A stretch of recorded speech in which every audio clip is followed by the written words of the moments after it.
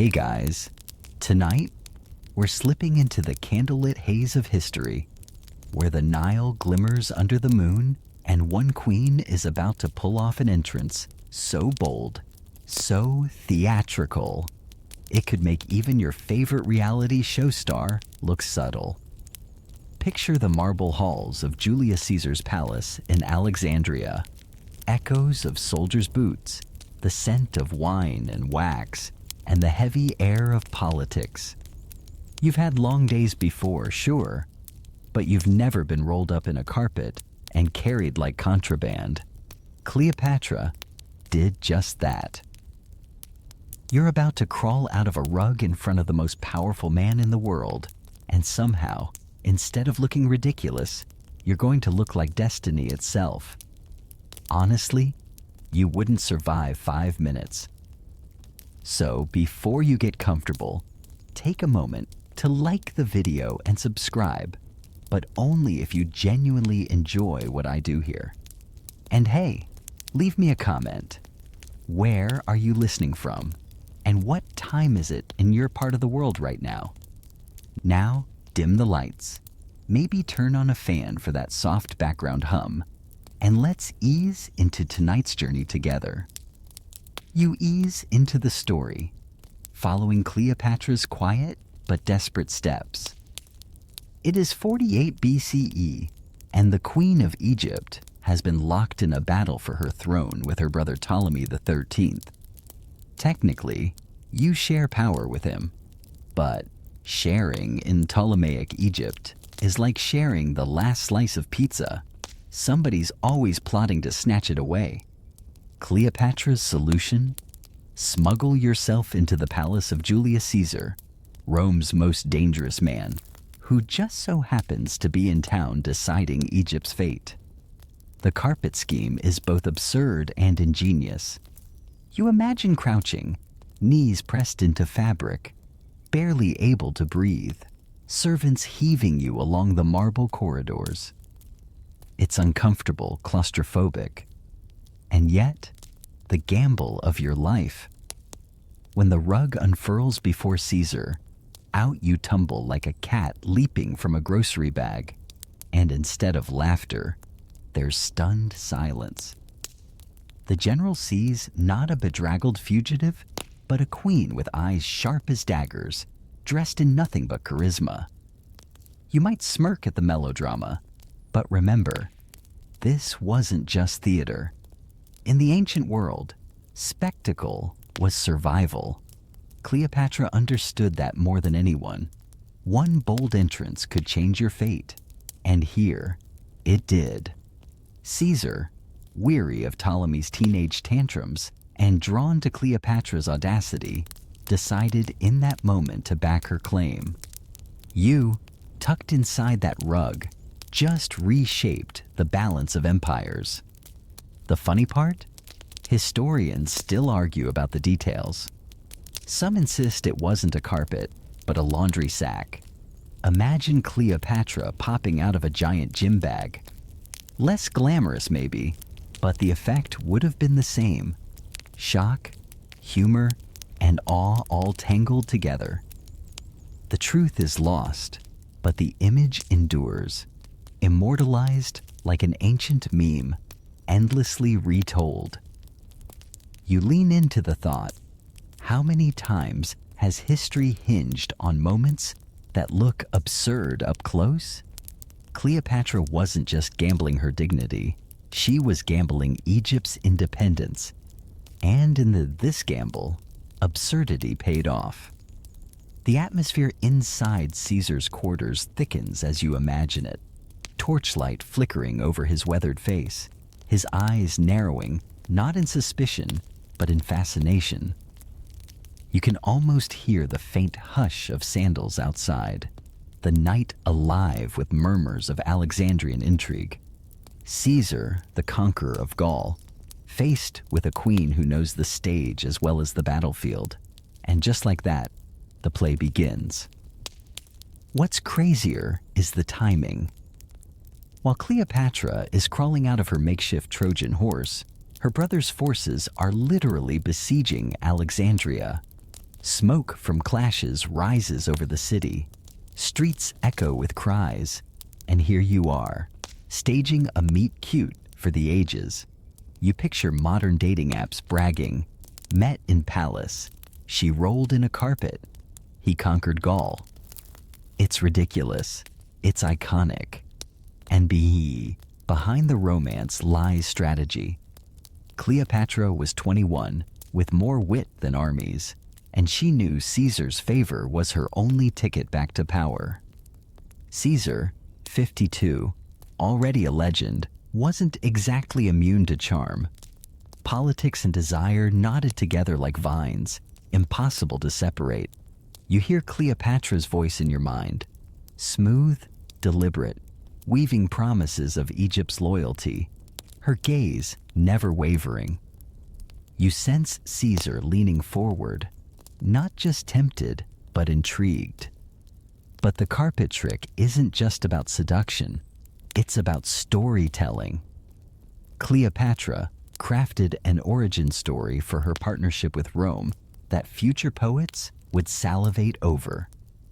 And in this story, you're not just surviving, you're seizing control. Think about it. A woman who could have been erased by her brother instead reappears in the candlelight, unrolling herself like a present that no empire could ignore. Historians debate endlessly. Was Caesar genuinely smitten, or was he coldly calculating, choosing the sibling who seemed most useful? You can't help but grin. People have been gossiping about this like it's the first century version of tabloid news. Was it love? Was it PR?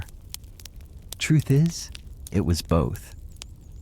Cleopatra understood that survival meant fusing myth with reality, charm with necessity. As the night stretches in Alexandria, you imagine Cleopatra reclining, her laughter a soft ripple through the heavy air, Caesar's mind already whirring with plans. Outside, the city seethes with conflict, but inside, a partnership is born. Half political contract, half dangerous flirtation. And while you settle deeper into your pillow, you realize this isn't just a queen slipping out of a rug.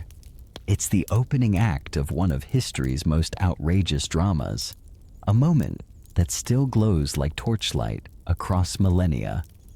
You can almost feel the papyrus scrolls rustling, whispering her legend forward. The night hums, faint and steady. Cleopatra has made her entrance, and the story has only just begun. You're still inside the palace air, the walls heavy with Caesar's decision to back you, when whispers begin to swirl about another side of Cleopatra, the lengths she goes to preserve her beauty. The carpet stunt might have won you political favor, but what comes next wins you immortality in gossip. Cleopatra, they say, bathed in a concoction that would make even the strangest spa trends of today look tame, a mixture laced with crocodile dung. Yes, crocodile dung, slathered, soaked, and praised as though it were the secret serum of the Nile. Imagine stepping into that warm bath, steam curling around your shoulders, the water tinged with strange earthy undertones that make you wrinkle your nose. The texture clings to your skin, grainy, pungent. Modern wellness influencers talk about activated charcoal masks, but you're soaking in reptile fertilizer, claiming it keeps your skin supple and radiant. You try not to gag. You convince yourself it's luxury. You tell your attendants, yes, this is divine, while secretly thinking, I smell like the bottom of a river. But here's the strange part. In ancient Egypt, dung wasn't considered repulsive in the same way you think of it now. It was medicine, a cure, a charm. Crocodiles, sacred to the god Sobek, symbolized power and fertility. To bathe in their remnants was, in a twisted way, to absorb their vitality. Whether it worked or not, it added to Cleopatra's legend. The queen so dedicated to allure, she'd use the Nile itself as her beauty counter. As you recline in that odd spa, you realize Cleopatra's strength isn't just about politics. It's about presentation. She curated herself like a living artwork. The carpet trick? Theater. The crocodile bath? Branding? Each choice whispered, "I am unlike anyone else." You almost admire her audacity. Almost. Then you get another whiff and wish for scented candles.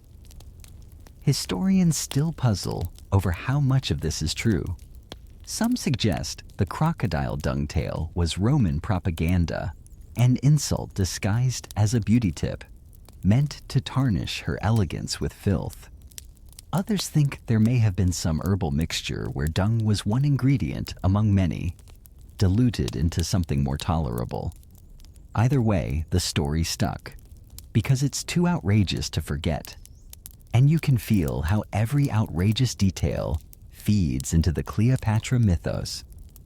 You lean back further, imagining the queen stepping from her bath, skin gleaming under torchlight, attendants rushing to pat her dry with linen towels. She doesn't wrinkle her nose, doesn't flinch. That's the trick. Never let them see you doubt. Confidence is the gloss that turns crocodile dung into luxury. And you, standing nearby, realize that in her presence, even absurdity takes on the shimmer of divinity. Outside, Alexandria still simmers with war. Caesar's soldiers fortify their positions. Ptolemy's forces press against the city's edges, and yet within Cleopatra's quarters, the queen's allure becomes another weapon. You hear her laugh, low, practiced, and knowing, and it blends with the faint lapping of the Nile against the harbor. She isn't just surviving the siege, she's redefining what survival looks like. The oddest thing? You've probably done stranger things in pursuit of beauty if you think about it. Sunburn yourself for a tan? Sit under fluorescent salon lights, inhaling bleach fumes? Cleopatra just took it one step further. If she were alive today, she'd probably sell jars of Nile Glow Mud Mask for $190 limited edition, with influencers unboxing them on TikTok. And through it all, you remember how her image, her scent, her very presence became political instruments. To Caesar, Cleopatra wasn't just a queen in exile. She was spectacle embodied. He'd seen plenty of rulers beg, bargain, and bribe. But here was a woman who turned self-care rituals into statecraft. If she'd lived in your era, you'd half expect her to run a billion-dollar skincare empire, commercials dripping in gold and mystery. But of course, historians debate the very point. Was Cleopatra's beauty natural, enhanced, exaggerated? Coins from her reign show a sharp nose, strong jawline, not the sultry goddess Hollywood paints. Some suggest the allure wasn't in the features, but in the force of her personality. Maybe the crocodile dung wasn't the secret. Maybe it was just her confidence, her ability to make every choice, no matter how bizarre, seem intentional. The bathwater cools around you as you imagine it, the scent clinging faintly even after you towel off. You feel the strangeness of it. Half superstition, half science, all theater. Cleopatra wasn't just a queen. She was a performance, every day, every hour. And as the torches burn lower, you realize that tonight, beneath the odd rituals, what's being written is legend. A queen who could roll out of a carpet and then roll into a crocodile spa with equal conviction. A queen who understood that history doesn't remember the ordinary, it remembers the outrageous. You drift further into the story, lulled by the Nile's whisper, and you can almost smell that earthy concoction lingering like a secret no one dares admit they tried. Cleopatra reclines, serene, knowing the absurdity only makes her more unforgettable. The night stretches on, and you find yourself following Cleopatra beyond the perfumed baths and into the harder truth of her life. Love and politics were never separate.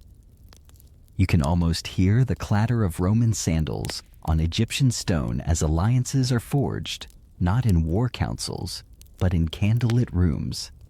You picture Cleopatra leaning toward Julius Caesar, her voice soft, weaving promises not just of affection, but of Egypt's loyalty. You realize quickly, with Cleopatra, there was no such thing as just romance.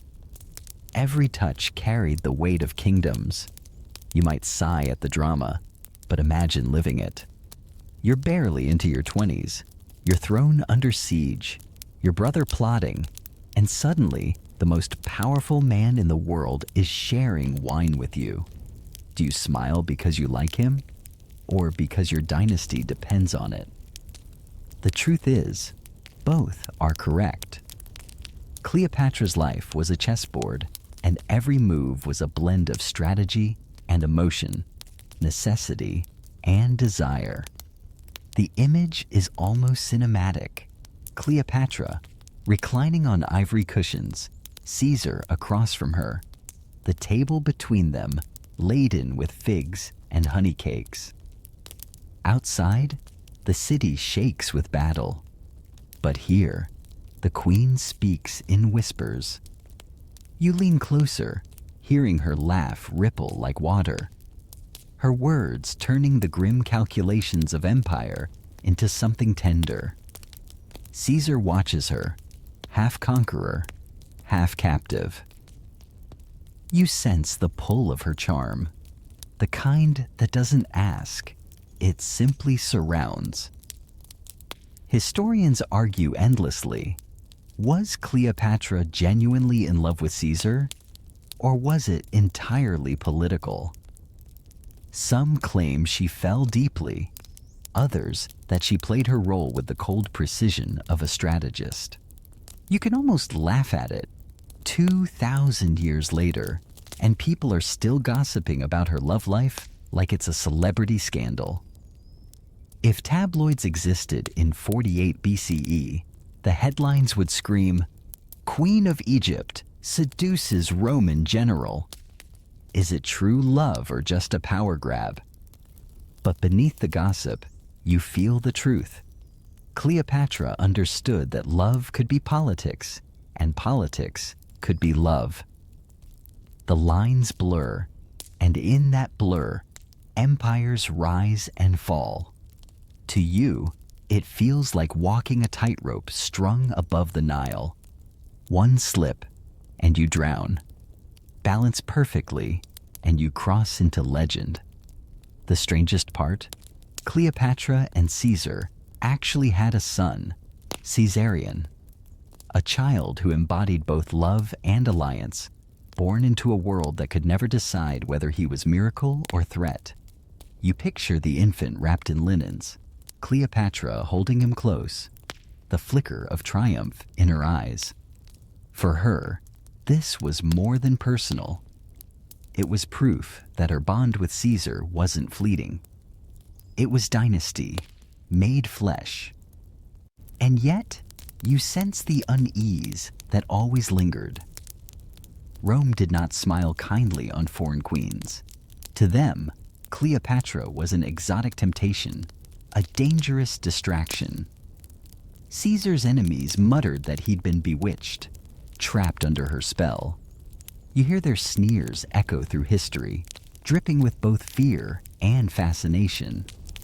Maybe it wasn't fair. Maybe it was jealousy. But the story stuck. and Cleopatra's name became synonymous not only with power, but with seduction itself. It makes you think about how fragile reputations are. One queen's calculated romance becomes another man's scandalous rumor. And somehow, both survive. The truth lies somewhere in between, a place where passion and politics hold hands in the dark. You imagine Caesar and Cleopatra walking along the palace terraces, the Nile below them reflecting the stars. He speaks of Rome, she speaks of Egypt, and both imagine futures stitched together by their bond. You catch the faint tremor in her voice. Was it sincerity or strategy? Maybe both. That's the magic of Cleopatra. You never quite know where the performance ends and the person begins. And if you close your eyes, you can almost feel that night breeze lifting your hair, hear the river lapping against its banks, smell the mingled scents of wine and lotus. You realize you're not just listening to a romance, you're watching the birth of an empire-shaping alliance. The candlelight flickers, and with it, history tilts ever so slightly. You can't help but chuckle. If Cleopatra lived in your world, she wouldn't just have a dating profile.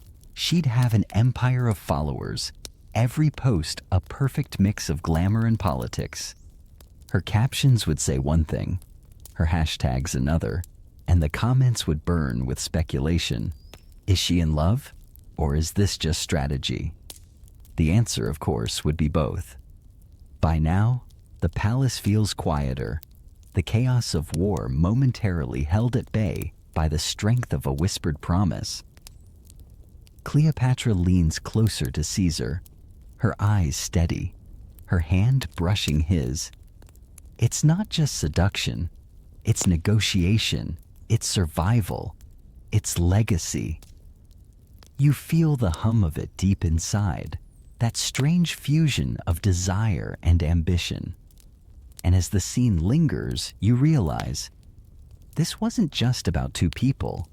It was about two worlds colliding, Egypt and Rome, passion and politics. Cleopatra didn't just fall in love. She built a future out of it.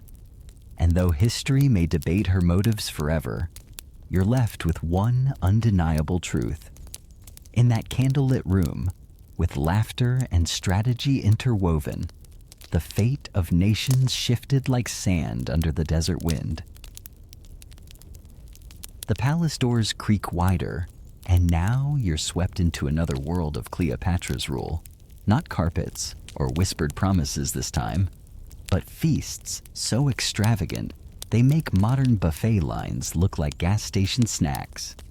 You find yourself seated at a banquet, the air thick with roasted meats, honeyed wine, and the chatter of courtiers trying too hard to laugh at the queen's jokes. Cleopatra doesn't just feed her guests, she dazzles them, turning dinner into theater.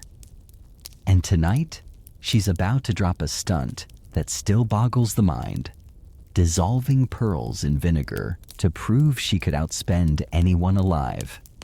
The table before you gleams with silver dishes. Grapes spill from baskets like rivers of jewels. Roasted goose steams beside bowls of figs and dates. Musicians strum softly in the background, the notes curling upward like incense. You settle deeper into your seat, but your eyes keep drifting to Cleopatra, poised at the head of the table. Her smile is sly, her gaze steady, and in her hand she twirls a pearl the size of your fingertip. Imagine watching as she drops it into a goblet of strong vinegar. The liquid fizzes, bubbles rising as the pearl begins to dissolve. Courtiers gasp, some leaning forward, others whispering prayers. A treasure vanishing before their eyes, eaten not by thieves, but by chemistry. Cleopatra waits, patient, her fingers tapping the stem of the goblet. Then, with a calm that borders on arrogance, she lifts it to her lips and drinks. You almost choke on your wine just imagining it. That pearl alone could have funded armies, built temples, bought entire provinces. To swallow it as though it were no more than a salted almond, it's both shocking and mesmerizing. You feel the tug of her performance. This isn't just dinner, it's a declaration. Cleopatra is saying, I am wealth incarnate. Rome may conquer nations, but I can conquer extravagance itself. Historians still debate whether the story is true. Some think the pearl could never fully dissolve that quickly. Others suggest it was partly softened. A sleight of hand, the queen finishing the trick with flair. But truth almost doesn't matter. What matters is the story has lived for 2,000 years, shimmering like the pearl itself. You imagine the faces around the table, Mark Antony among them, eyes wide as if to say, well, I can't top that. It's the ancient equivalent of someone casually setting fire to $1 million bill just to prove they could. And you can't help but chuckle. If Cleopatra were alive today, she'd probably live stream the stunt. Hashtags flooding in. Pearl challenge. Rich queen energy. Comments filled with disbelief and memes. Yet, beneath the humor lies strategy. Extravagance wasn't indulgence for Cleopatra. It was propaganda. A queen who could afford to consume treasures as appetizers must surely be untouchable. In a world where rulers were measured by spectacle as much as strength, her feasts became weapons sharper than swords. You lean into the sounds of the banquet, the clinking of cups, the rustle of silk robes, the hum of voices. Every detail is curated. The scents of cinnamon and roasted lamb mingle with the tang of vinegar still lingering in the air. Cleopatra doesn't just host dinner, she stages history. What's craziest is that Rome's writers, often hostile toward her, couldn't resist recording the tale. Even when they tried to smear her as decadent, they immortalized her brilliance. Their sneers became her legend. You can almost hear their grudging voices. That Egyptian queen, she drank a pearl worth kingdoms. And, of course, historians still argue about the message. Was Cleopatra flaunting wealth to seduce Antony, to humble Rome, to entertain herself? You picture her smirk as the pearl fizzed. Maybe the answer is all three. Maybe the stunt was less about one motive and more about the art of always keeping others guessing. As the feast drags into the night, the torches sputter and the Nile's cool breeze drifts in through open windows. Guests stagger away, dazzled and overwhelmed, their minds spinning with images of pearls melting into nothingness. You remain, quiet in the glow, realizing that what you witnessed wasn't waste at all. It was investment. Investment in legend. Because tomorrow, they'll still be talking about it. They'll whisper in the markets, murmur in the Senate, gasp in their letters.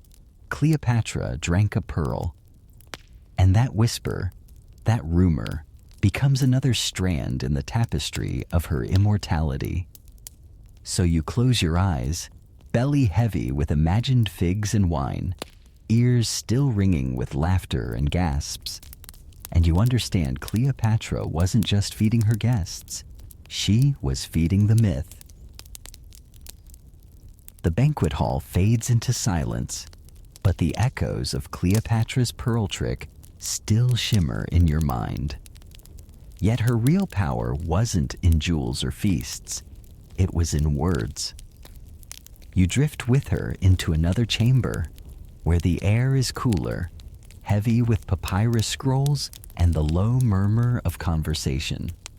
Here you learn that Cleopatra could speak to almost anyone, in almost any tongue. 9, 10, perhaps a dozen languages rolled from her lips as easily as honey pours from a jar.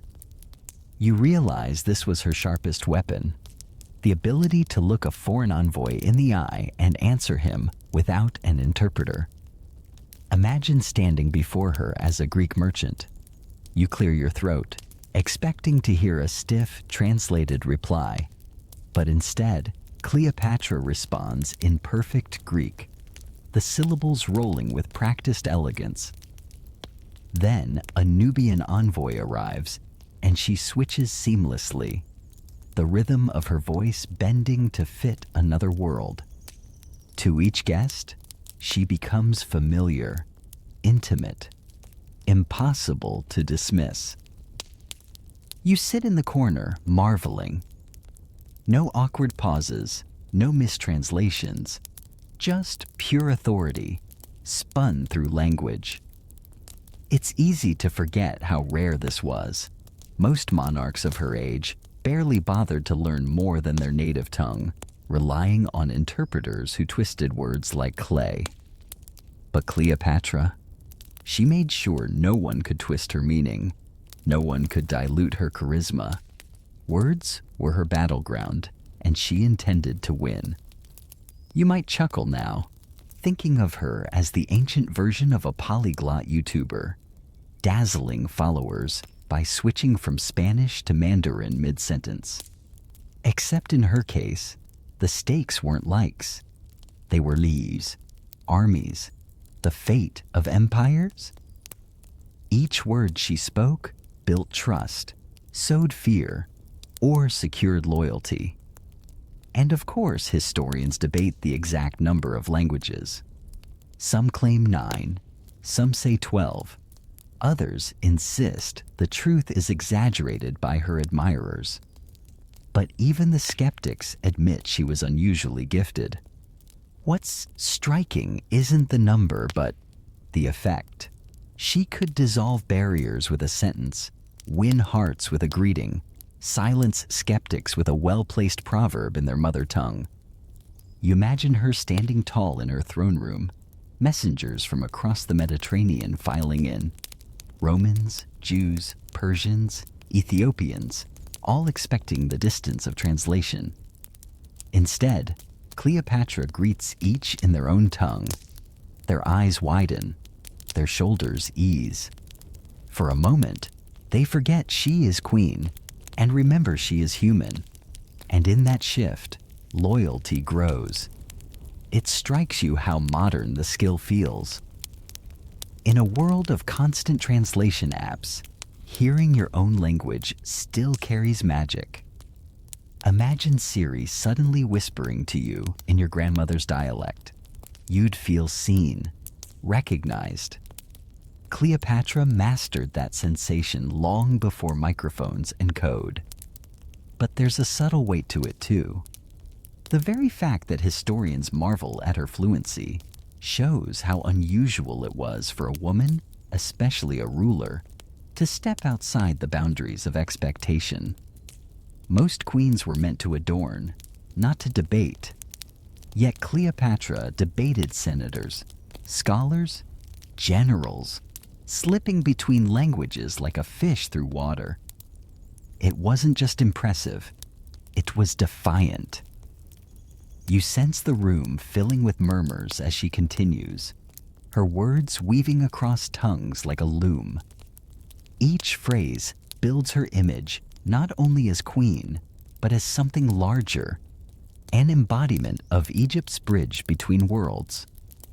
Her mastery of languages makes her not just approachable, but inevitable. How do you resist someone who always sounds like she belongs in your world? And yet, whispers survive that some of her critics mocked her for it, claiming she used words as traps, her fluency a net to ensnare men.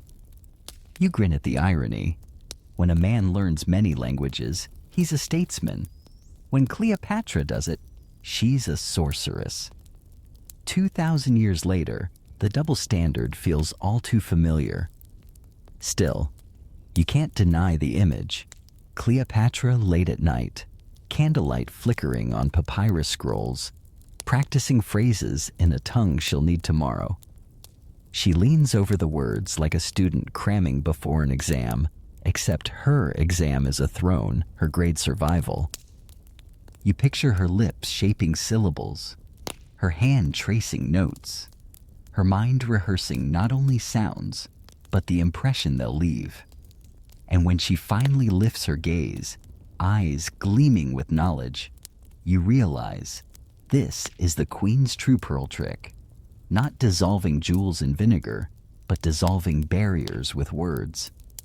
Her banquets dazzled for a night, but her language lingered for lifetimes. The torches in the hall sputter low, the sound of the Nile faint beyond the windows.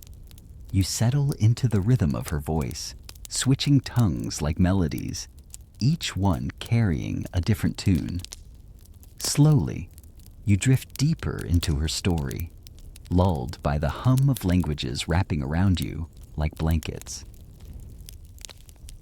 The whisper of voices fades into the hush of the Nile night, and now you find yourself standing beneath a towering temple column, carved with lotus blossoms and gods that seem to breathe in the torchlight. Cleopatra doesn't just rule as a queen, she embodies a goddess. To her people, she is Isis reborn, a living divine presence.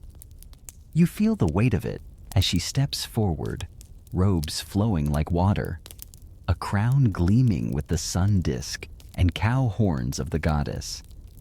The crowd bows low, but you, standing amid them, feel something stranger than reverence, the sensation of theater colliding with faith.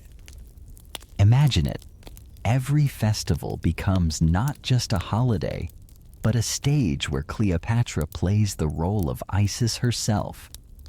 The music rises, sistrums rattling, incense spiraling into the sky. The queen doesn't simply walk, she glides, every step measured, every gesture designed to echo the divine myths. Her presence fills the temple like warm smoke, seeping into your lungs until you can't tell whether you believe because it's true or because the performance is flawless. This was Cleopatra's brilliance. While Rome relied on brute force, she wrapped her power in silk and ritual. To her subjects, she wasn't a mortal negotiating with Caesar. She was the goddess who had chosen to walk among them, and you can feel it working. If you were a farmer by the Nile, struggling with floods and taxes, wouldn't it soothe you to know your ruler was not merely human, but a fragment of the divine? Historians still argue about how deeply Cleopatra herself believed in the Isis image. Some suggest it was purely political branding, others that she immersed herself in the role completely, blurring the line between queen and goddess. You picture her late at night, alone in her chambers, touching the gold crown in her lap and whispering to herself, "Am I still Cleopatra? Or am I already Isis?" And here's the oddest detail. Isis wasn't just a goddess of fertility and magic. She was also the archetype of the protective mother, a symbol of resilience and loyalty. By aligning herself with Isis, Cleopatra didn't just elevate her own image. She tied her reign to the most powerful emotions of her people: devotion, family, continuity. You stand amid the festival crowd, the scents of lotus and myrrh drifting around you, the music rattling in your ears. Children toss flowers, priests chant, and Cleopatra lifts her hands in blessing. Her smile is serene, but her eyes are calculating. She knows that each gesture is more than ritual. It's survival. For a kingdom caught between Rome and chaos, faith is the strongest shield. It's tempting to laugh a little, imagining her as the ancient version of a celebrity carefully cultivating their brand. Today, someone might claim to be the goddess of pop or queen of social media. Cleopatra just happened to take it literally. Her brand wasn't verified by blue check marks. It was inscribed in temple walls and echoed in prayers. Still, not everyone was convinced. Roman writers, forever eager to smear her, sneered that she manipulated her people with superstition. To them, the Isis imagery was nothing but trickery. Yet their complaints only reveal their unease. After all, if faith makes subjects loyal, isn't that as effective as an army? You tilt your head, hearing the chant of priests rise, echoing in the temple courtyard. Cleopatra turns slowly, her robes catching the torchlight like fire. The crowd gasps, some weeping, some chanting her name as though it belongs to a goddess, not a mortal. You feel the swell of devotion press against your chest, and for a heartbeat, you too believe she is Isis incarnate. And that's the trick, isn't it? Belief doesn't have to be unanimous. It just has to be powerful enough to ripple through generations. Even now, you're standing here in your imagination, thousands of years later, and you still feel the pull of the illusion. That's Cleopatra's victory. Her performance has outlived her reign. Historians may keep debating, but in this moment, under temple columns and moonlit sky, you know the truth that mattered. Her people saw a goddess, and therefore, she was one. The chants fade, the incense drifts higher, and you sink deeper into the story, caught between faith and theater, between queen and divine. The incense of Isis still lingers in your nose when the scene shifts to the Nile itself, where Cleopatra commands not a temple, but the river's endless stage. You hear the slap of oars against water, the creak of ropes, the faint whisper of lotus petals drifting on the current. And then you see it, the golden barge, Cleopatra's most theatrical throne. Forget the carpet entrance or the crocodile bath. This is spectacle magnified, a floating dream meant to seduce not just one man, but an entire empire. The barge glitters in the sun, its hull plated with gold so bright it hurts your eyes. The sails are dyed with purple, the most expensive color in the world, rare as it is royal. Perfume burns in censers, wafting down the river in clouds so thick that people on the bank swear they can smell her before they see her. You lean against the railing, dizzy with the sweetness, realizing this is more than transportation. It's an announcement. Cleopatra doesn't arrive anywhere quietly. And then there is Mark Antony. You picture him standing at the harbor in Tarsus, expecting a queen, but greeted instead by a goddess gliding across the water. Cleopatra reclines beneath a canopy, dressed as Aphrodite, the goddess of love herself, attendants fanning her, children dressed as little cupids at her side. You hear the oohs and gasps of the crowd, the flutes and drums beating in rhythm with the oars. Antony, hardened general though he is, stands speechless, like a schoolboy who's just seen his crush walk in wearing the sun. It almost makes you laugh. Modern dating profiles brag about good photos, witty bios, maybe a nice playlist. Cleopatra shows up on a perfume-soaked yacht, dressed as a goddess, casually dragging the entire population's attention with her. Swipe right? Please, she's already swiped to the entire horizon. Historians argue, as always, about the details. Did the sails really smell of perfume? Could gold truly line an entire barge? Or were these exaggerations by poets? Gilding the legend? Maybe.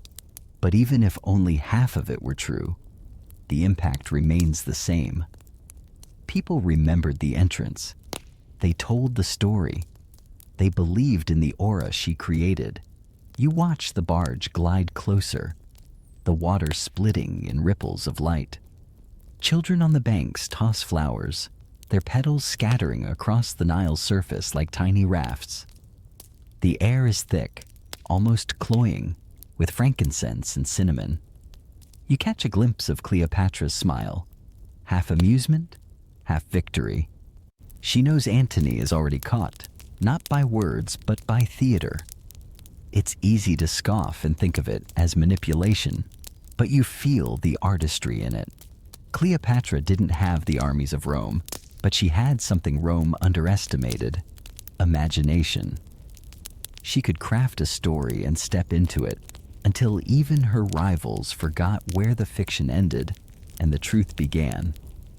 Imagine yourself on that barge, reclining on cushions, watching Antony's face as he tries to decide whether he's meeting a queen or a goddess.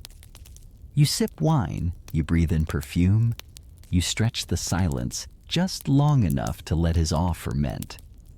By the time you finally speak, he's already leaning toward you, desperate to catch your words. That's not just charisma, that's stage direction. And the strangest part? Antony played along. He dined with her, laughed with her, became entangled not just with her politics, but with her pageantry.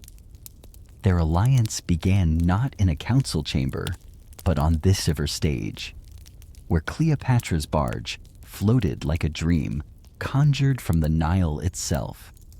You hear the water lapping against the hull, the steady beat of drums, the whisper of silk as Cleopatra adjusts her pose. The performance is flawless, and you realize something. Maybe this isn't just seduction. Maybe this is survival dressed in gold. In a world where men dismissed women as ornaments, Cleopatra weaponized the very thing they expected. She became an ornament so dazzling it blinded them, and by the time their vision cleared, she had already taken their measure. The barge drifts into harbor, the crowd cheering, Antony stepping forward, his expression a mixture of awe and surrender. Cleopatra doesn't rise. She waits, letting him come to her. And as you watch the moment unfold, you can almost hear the click of history pivoting again, one golden sail at a time. The drums fade, the perfume lingers, and the night creeps back into your imagination. The river grows quiet, but you're still adrift on Cleopatra's barge, rocking gently as legend carries you downstream.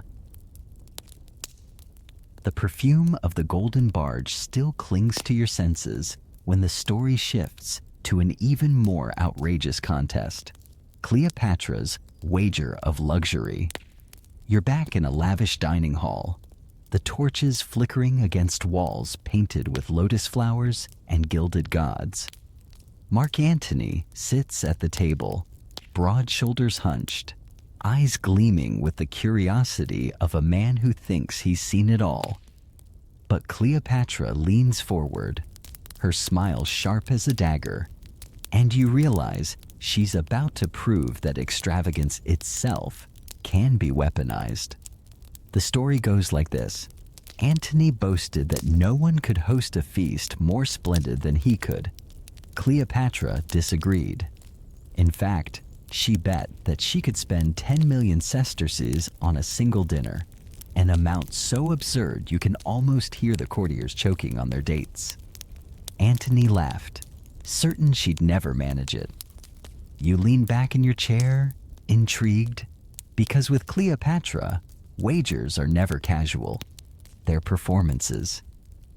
The meal begins like any other, with silver platters, roasted meats, figs dripping with honey, and goblets of wine strong enough to make the room wobble. But as the courses pass, Antony begins to frown.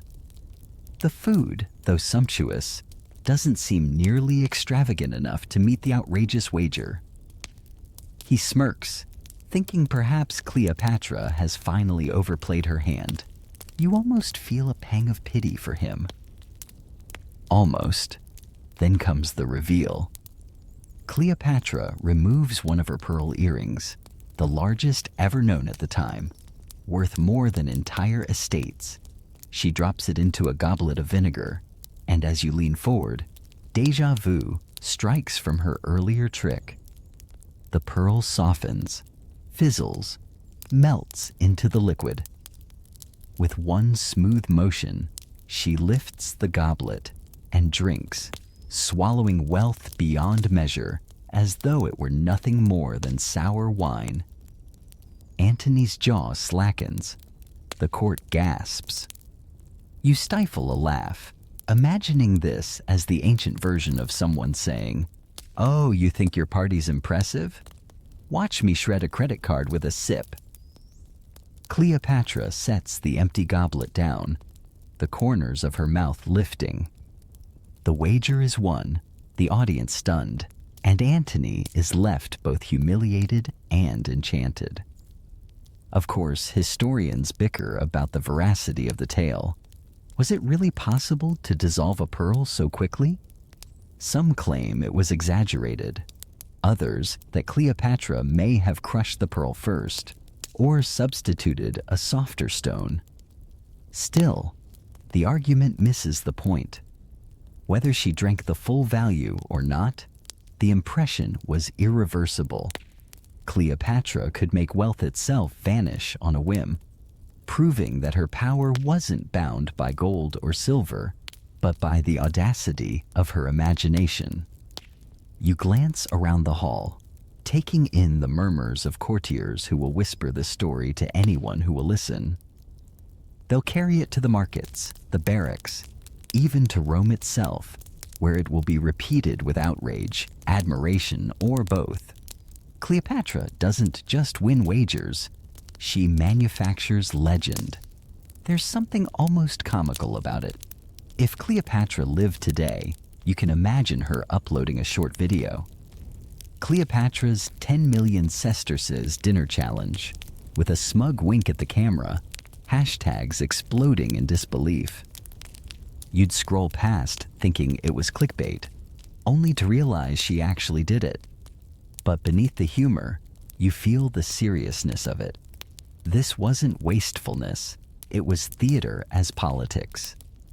Cleopatra proved to Antony that her resources, her imagination, her sheer audacity could rival Rome itself.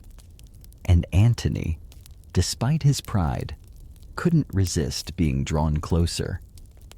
The feast winds down, the last goblets drained, the last figs nibbled away. The air is thick with disbelief, but Cleopatra rises smoothly, her earrings glinting. Well, one earring now, her smile victorious. You hear the faint rush of the Nile outside, a reminder that in the grand scheme of empire, money flows like water, but reputation endures like stone. As the torches burn low, you realize something subtle.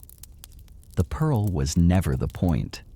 The point was to show Antony and the world that Cleopatra could rewrite the rules of grandeur. She didn't just play the game of kings and generals. She raised the stakes until no one else dared to sit at the table. The laughter fades, the goblet glimmers empty, and you lean back into the story's rhythm, drifting with Cleopatra's audacity, half in awe, half amused, but entirely caught in the glow of her legend. The echo of laughter and wagers drifts away, and now you step into a quieter chamber, where shadows cling to the walls and whispers are sharper than daggers. Cleopatra's power was not only in spectacle or seduction, it was in information. She knew that ruling Egypt meant knowing everything before anyone else. And so she built something most queens never dreamed of: a secret network of spies stretching across the Mediterranean. You picture her late at night, reclining on a couch, attendants dimming the lamps, as messengers slip silently through side doors. They carry papyrus scrolls, coded letters, rumors from Rome, whispers from Syria, news from the desert tribes. Cleopatra listens, her eyes half closed, absorbing each detail.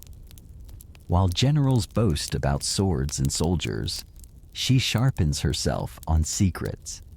It's almost funny, imagining Cleopatra as the ancient version of someone scrolling through endless group chats, every conversation a thread of potential advantage. But instead of emojis and gossip, her feed is intelligence on who's plotting, who's cheating, who's ready to betray. And the queen knows how to use it. Some historians argue whether her network was as vast as later tales suggest. Did she truly have spies in the Roman Senate, slipping her whispers of Caesar's enemies?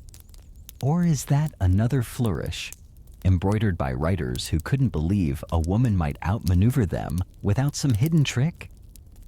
The truth likely lies somewhere in between, but even the idea of it shows how dangerous her reputation had become.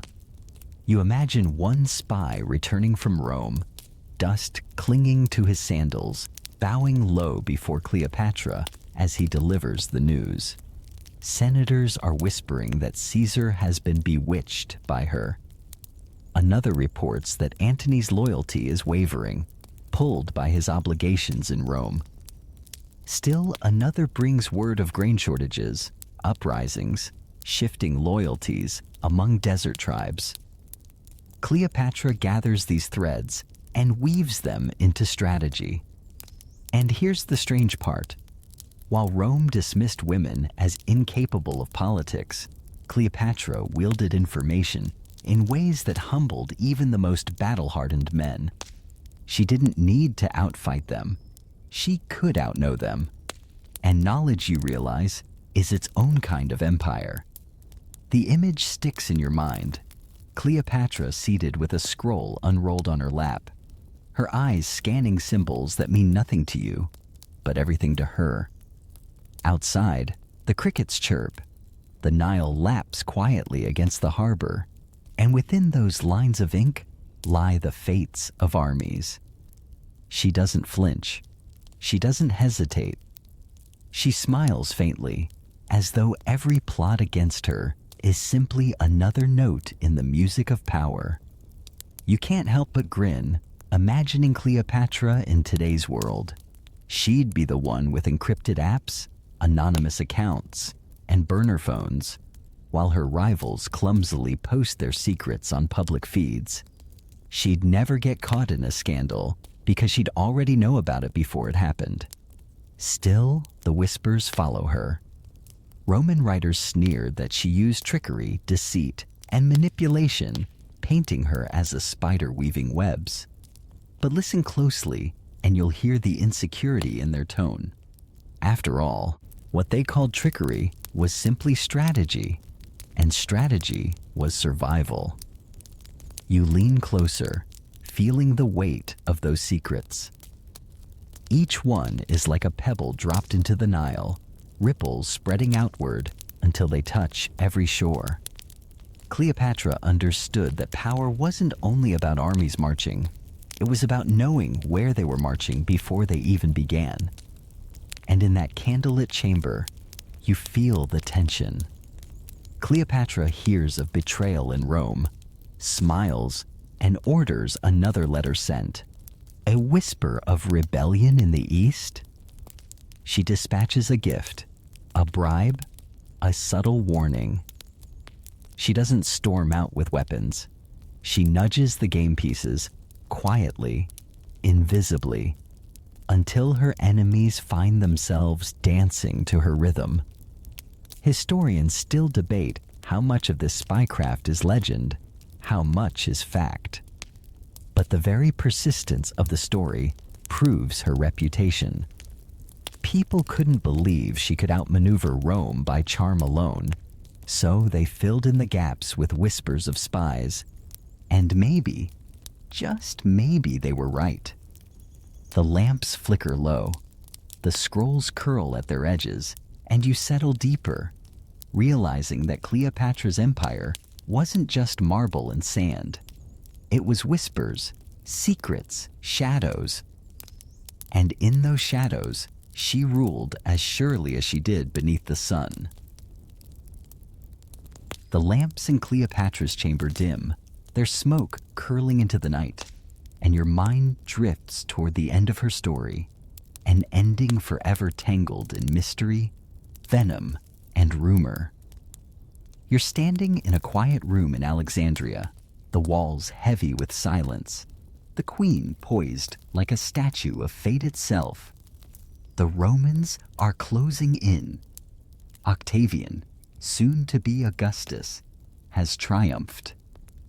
Antony is gone, and Cleopatra, refusing to be paraded through Rome like a trophy, chooses her final act. The famous story? She summons an asp, a venomous snake, smuggled to her in a basket of figs. She lifts the fruit, lets the snake strike her bare arm, and the poison seeps into her blood. You shiver, imagining the bite. Sharp, burning, followed by a cold rush spreading through your veins. Cleopatra reclines on her couch, lips tightening, then softening, her body growing still. The Queen of Egypt, undone by a serpent's kiss. It sounds theatrical, almost too neat. And that's exactly why historians still argue. Did she truly die from a snake bite? Could an asp even have been hidden in a basket? Some suggest she used a poisoned ointment or needle instead, slipping death into her skin with calculated precision. Others claim a hidden dagger delivered the end. The truth is lost in shadows, debated endlessly, like whispers in a hallway you can never quite catch. You glance at her attendants in the story, two loyal women, Iris and Charmian, who also took their lives.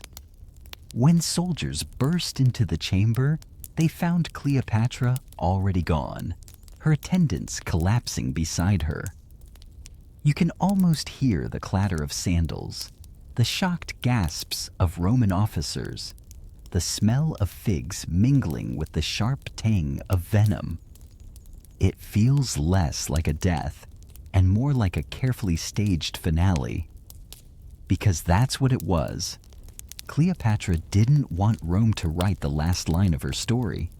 She wanted to choose her ending, to craft one final legend. By embracing the Ayap, she tied her death to Egyptian symbolism. Isis with the cobra crown, the serpent as both protector and destroyer. She transformed a defeat into a myth.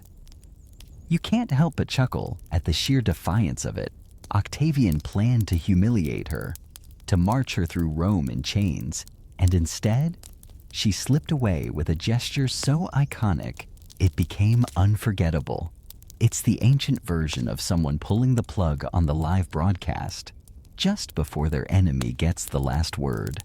Cleopatra made sure she controlled the narrative, even in death. And here's the strange, unsettling part. The Romans, who despised her, couldn't resist keeping the story alive.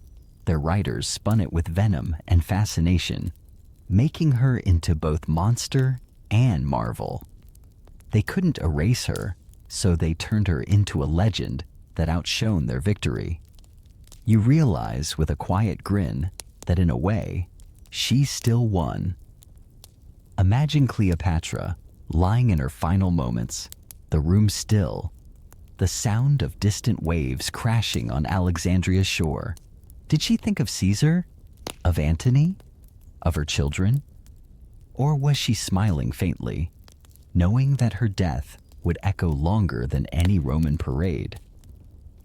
You lean closer, almost whispering to her across centuries, and in that silence, you sense her triumph. Even now, scholars bicker. Was it snake, poison, dagger? Did she die bravely, peacefully, painfully? The debates rage on, But perhaps Cleopatra herself would have smirked and said, "Let them argue. The point is, they'll never stop talking about me." And so you settle into the quiet after the storm, the image of a queen draped in linen, figs at her side, the faintest curl of a smile on her lips. The asp slithers away, the torches burn low, and history holds its breath. Cleopatra's life may have ended here, but her legend had only just begun. The room where Cleopatra died still hangs heavy in your imagination, but the story doesn't end with her last breath. In fact, that's where another layer begins: how Rome chose to remember her. Step into the echoing marble halls of the Roman Senate, where senators mutter in tones dripping with scorn. Cleopatra, they say, was no queen, no strategist, no leader. She was merely a temptress, a witch, a woman who ensnared great men with perfume and flattery. You hear their sneers as if they were the first-century equivalent of nasty tabloid headlines. It's strange, isn't it? The same empire that admired Caesar's conquests and Antony's valor couldn't bear to admit they had been outmaneuvered by a foreign queen. So they rewrote her story, recasting her not as a ruler, but as a seductress, dangerous precisely because she was female. Cleopatra, the strategist, vanished. Cleopatra, the siren of the Nile, was born. Imagine Octavian himself, the future Augustus, addressing his allies. He paints Antony not as a Roman hero fallen to politics, but as a man corrupted by an exotic enchantress. In this retelling, Cleopatra becomes Rome's scapegoat, the villainess who lured Antony away from his duties. The Senate nods, grateful for a story that shifts blame away from their own civil wars. You hear the applause echo off the marble, and you realize Cleopatra is being assassinated a second time, this time with words. Historians, of course, continue to debate how much of this was propaganda. Was Cleopatra truly the manipulative sorceress Rome described? Or was she a brilliant politician, vilified because it was easier to blame her than to admit Rome had been divided by its own ambitions? The answer, as usual, lies tangled between truth and politics. You can't help but laugh softly at the irony. 2,000 years later, Cleopatra is still remembered first for her lovers, then for her reign. How many history books still call her the woman who bewitched Caesar and Antony, as if witchcraft were easier to believe than intelligence? It's the longest-running PR smear campaign in history. Yet, even in Rome's smear, there is a strange compliment. If Cleopatra were truly nothing but a pretty face, would Rome have feared her so much? Would Octavian have needed to tarnish her image so thoroughly? The venom reveals the truth. Cleopatra was powerful enough that even after death, Rome had to fight her ghost. You picture the Roman streets buzzing with rumors. Pamphlets circulate, plays are staged, drunken revelers laugh at caricatures of the queen as a seductress. The truth of her reign, her alliances, her reforms, her mastery of languages, her divine branding, is lost beneath the noise of scandal. It feels uncomfortably modern. You think of how public figures today can be flattened into caricatures by gossip columns or internet threads. Cleopatra, it seems, was the first viral headline victim. Still, the smear did its work. Rome celebrated its victory, Augustus paraded his power, and Cleopatra's legacy was painted in shadows. But shadows have a way of glowing when you stare long enough. For every Roman who mocked her, another whispered her name with fascination, The very act of smearing her only deepened the allure. You find yourself leaning into the paradox. Cleopatra became immortal not because she was loved or hated, but because she was both at once.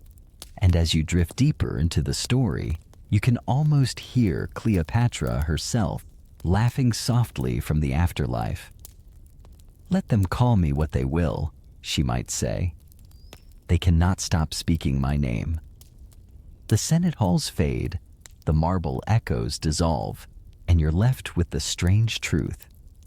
Cleopatra's story was never entirely hers to tell, but even in the mouths of her enemies, she lived on.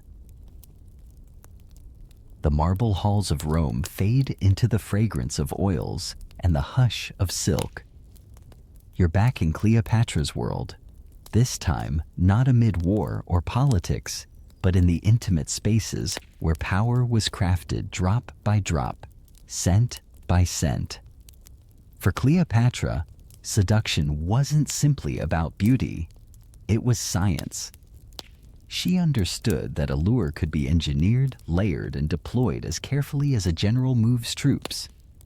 Imagine her private chambers, bronze jars filled with myrrh, cinnamon, frankincense, alabaster containers holding creams whipped from honey and milk, vials of rose oil so strong they cling to the skin for days. Cleopatra didn't simply wear perfume, she commanded rooms with it. Guests swore they could smell her arrival before they even saw her. The air thickened, heads turned, and before she spoke a word, she was already unforgettable. It makes you chuckle a little. Modern advertising brags about signature scents as if they invented the idea. Cleopatra would have sold out entire fragrance lines with one snap of her fingers. Nile No. 5 would trend in an instant, but her mastery went deeper. She blended cosmetics, not just for beauty, but for symbolism. Malachite ground into green coal lined her eyes, not merely as decoration, but as protection against glare and infection. Red ochre painted her lips, the color of vitality, passion, and life itself. Even the way she entered a room, candles arranged to frame her, musicians placed to time their notes with her steps, was calculated. Every gesture whispered power. Historians, of course, still argue about the balance. Was she truly extraordinary in appearance, or did she rely on craft and charisma more than features? Coins minted in her reign show a sharp nose, a strong chin, features that might not align with Hollywood's version of sultry beauty. Yet, contemporaries agreed on one thing. In her presence, you forgot appearances. You remembered the effect. Picture it. You're seated across from her, your goblet trembling slightly in your hand. She leans forward, her gaze steady, her words deliberate.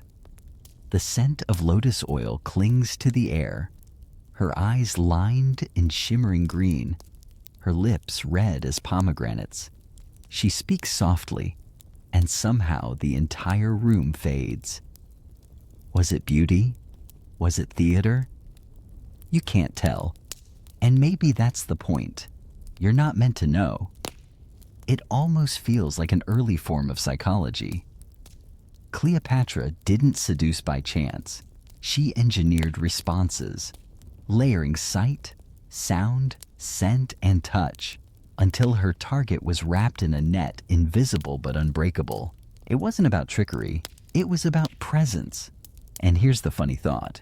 If Cleopatra lived today, she'd probably be part ruler, part lifestyle influencer, dropping videos about skincare routines while casually negotiating with heads of state. Here's how I keep my skin glowing under desert suns. Oh, and by the way, let's discuss grain exports to secure your empire. Yet beyond the humor lies the real brilliance. Cleopatra turned the private, perfume, cosmetics, intimacy, into the political. In a world where men dismissed women as adornments, she weaponized adornment itself. What they called frivolous became fatal. What they mocked as feminine became her edge. And yes, historians still debate whether she enchanted Antony and Caesar with beauty, or with intellect, or with chemistry from her jars. But the endless debate misses the truth that lingers in the air like perfume. Whatever her secret was, it worked. Two of the most powerful men in history bent their lives around her orbit.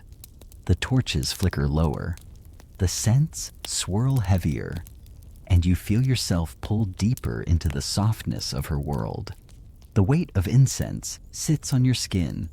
The faint shimmer of oils glows on your arms. You settle into the cushions, lulled by the hum of distant musicians, and realize seduction wasn't Cleopatra's mask. It was her language, spoken fluently, like her dozen tongues. And as you close your eyes, you catch the faintest whisper of rose oil, lingering across centuries, as though Cleopatra has just stepped past you in the dark. The fragrance of rose oil drifts away, and you find yourself in a quieter, more fragile corner of Cleopatra's story, the one written not in perfumes or politics, but in flesh and blood. For behind the goddess mask, behind the theater of pearls and perfumes, there were children. 4 of them. And in their fates, you see both the tenderness of motherhood and the cruelty of empire. First, there was Caesarion, her son with Julius Caesar. You picture him as a boy, dark curls, serious eyes, the shadow of a dynasty pressed into his small shoulders. Cleopatra loved him fiercely, parading him in public as the living union of Egypt and Rome. He was her insurance policy, her hope that Egypt would never again be just a pawn in foreign hands. She named him co-ruler when he was only a child, crowning him King of Kings. You feel the audacity of it. This boy, barely tall enough to climb onto a throne, already hailed as the future of 2 worlds. And then came her children with Mark Antony, the twins, Alexander Helios, and Cleopatra Selene, and later, little Ptolemy Philadelphus. 3 small lives born into luxury, but destined for exile. Imagine the palace nursery, silk cushions, carved toys, tutors murmuring lessons while outside. Rome's soldiers crept closer every day. The children laughed, cried, played tag in marble corridors, unaware that their existence was a scandal to Rome. You feel the pang of irony. Cleopatra, who bent history's greatest men, could not shield her children from its aftermath. After her death, Caesarion was captured and executed on Octavian's orders. "Too many Caesars is a bad thing," Octavian supposedly said, and with those cold words, the boy's hope of empire ended. You shiver at the thought. Caesarion, barely 17, undone not by battle, but by fear of what he represented. The younger 3 fared better, at least in survival. They were taken to Rome, paraded in Octavian's triumph as living spoils of war. You picture them walking through the streets, tiny hands clutching each other, the jeers of the crowd pounding their ears. From gilded palaces to humiliating spectacle, their lives shifted like sand under a tide. And yet, somehow, they endured. Cleopatra Selene, the daughter, became the most remarkable. Raised in Rome, she grew into a queen in her own right, marrying King Juba II of Mauritania. Together, they ruled a prosperous kingdom, and you can almost smile imagining her at court, carrying the blood of both Cleopatra and Antony, weaving her mother's resilience into her own reign. Historians suggest she carried fragments of Egypt with her, art, architecture, perhaps even perfumes, keeping her mother's legacy alive across the sea. The twins' names tell their own story. Alexander Helios, the sun, and Cleopatra Selene, the moon. Celestial children meant to embody eternity. You can't help but find the poetry in it. One child burned out quickly, fading from history's records, while the other glowed faintly, quietly, long after the storm had passed. It makes you pause. Cleopatra the queen, Cleopatra the goddess, Cleopatra the strategist. Those are the versions history retells. But Cleopatra, the mother, is softer, more human. You picture her holding Caesarion's hand, adjusting Selene's crown, laughing at the babble of little Ptolemy. And then you picture her leaving them behind as she took her final act, the asp or the poison. Did she whisper goodbye? Did she believe her children might outlive her legend? Historians argue about her motivations. Did she crown Caesarion too early, sealing his doom? Did she gamble too much on Antony, leaving her children vulnerable? The debates swirl like smoke, never settling. But one thing feels certain. She loved them, even if love wasn't enough to save them. And as you sit with the thought, you feel the tug of something gentler. Cleopatra wasn't just a symbol. She was a mother rocking her children to sleep, worrying about their futures, brushing dust from their curls. The echoes of those moments hum quietly beneath the roar of empire, almost drowned, but not entirely lost. The torches fade, the palace nursery grows still, and you drift deeper into the story. Cleopatra's children, scattered across history like stars in different skies, remind you that even legends leave behind small, fragile legacies beating with human hearts. The nursery fades into silence, and now your footsteps echo down marble corridors that lead to another kind of inheritance. Not flesh, but knowledge. For Cleopatra wasn't only a queen, a goddess, or a mother. She was also a seeker of wisdom. And in Alexandria, wisdom had a home. The great library, the fabled collection of scrolls said to contain all the knowledge of the ancient world. You can almost smell the papyrus, dry and sweet, the ink staining your fingers as you unroll the secrets of civilizations. Cleopatra, they say, had a particular fascination with that library. Some tales whisper that she expanded it, feeding it with scrolls gathered from ships that docked in her harbor. Others claim she stored her private collections in a smaller annex, the daughter library, housed in the Serapeum. You imagine her walking through endless shelves, fingertips brushing against texts from Greece, India, Babylon, even distant China, her mind reaching far beyond Egypt's borders. It's a romantic image, isn't it?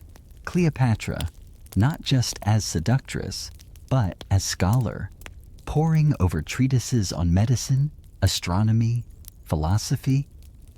You picture her at night, candle burning low, eyes scanning diagrams of stars, recipes for elixirs, manuals on poisons. Not all knowledge is gentle, after all. Some of it she turned into weapons. Historians argue, of course, about the truth. Did Cleopatra truly patronize the library? Or is this another legend embroidered onto her myth? Was the library itself already in decline by her time? The debates swirl like dust in the air. Yet the persistence of the story suggests something important. People wanted to remember her not only as beautiful, but as brilliant. And here's the strange fact. One tradition says Cleopatra received a dowry of books. When she married Antony, the Pergamum Library was supposedly gifted to her. 200,000 scrolls carted off to Alexandria. Picture the caravans, the scrolls packed tightly, the ink smell wafting through the desert air. Imagine a queen whose dowry wasn't jewels or land, but knowledge itself.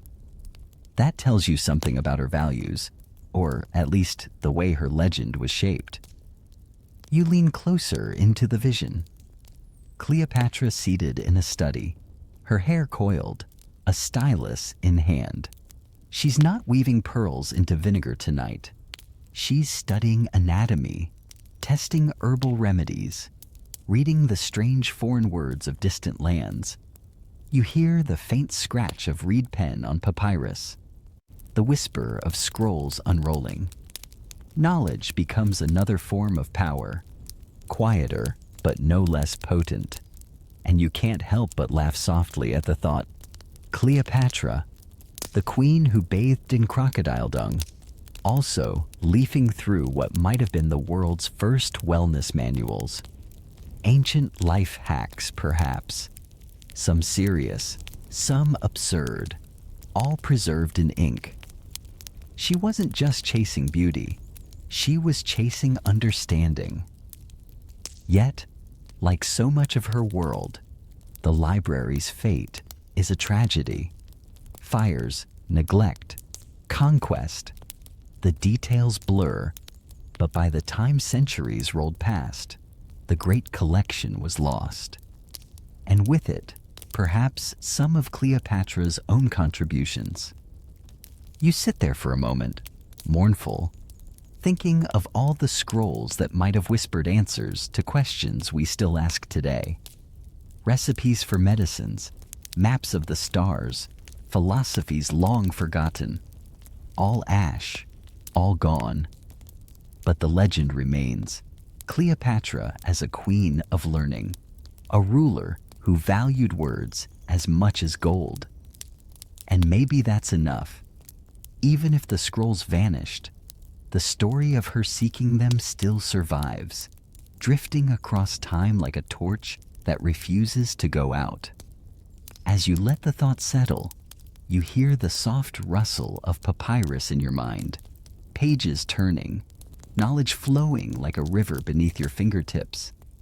And you realize Cleopatra's power wasn't only in how she dazzled others, but in how she absorbed the wisdom of ages, weaving it into her rule, into her myth. The torches sputter, the scrolls curl back into their shelves, and you lean deeper into the quiet.